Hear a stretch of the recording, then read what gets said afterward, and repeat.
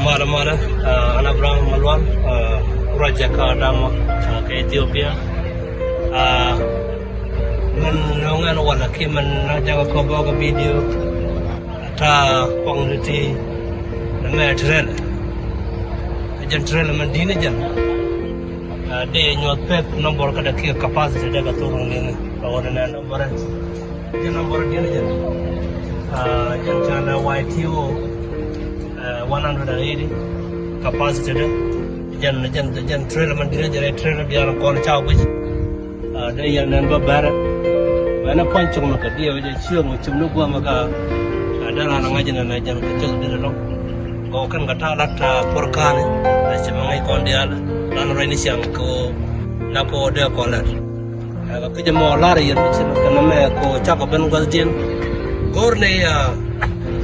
ba ilar pe na na ko de wona ga pura man ala ka ta pep de na me Kelawajan coba kini tu jangan udah dies, dolo, jam pegang anak dong dia kok kerjaan poin nama kerat, na poin terbiar kerat, na trail kerat, atal tara man kula pur atal jatin, dan bapur bawa kok kayu tertiak, kayu dia kena jandaro dolo,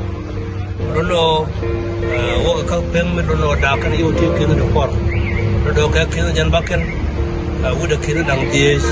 Akan dia kong macet kan nama ni, kamandau lar kerja dong aja. Kami jeram tu cara kami macet kan nama, dia jelari ya, dan kami macet nama kel muka rete ke, kel muka ke dan kon dong dia kon jako, kon ubo,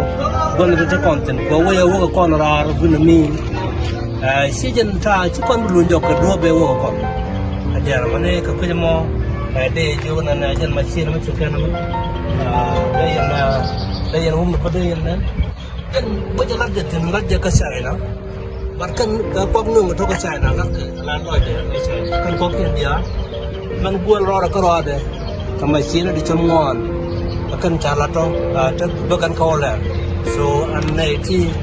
lakukan yang China lo dia kena ada nang kata pernah di pur kerja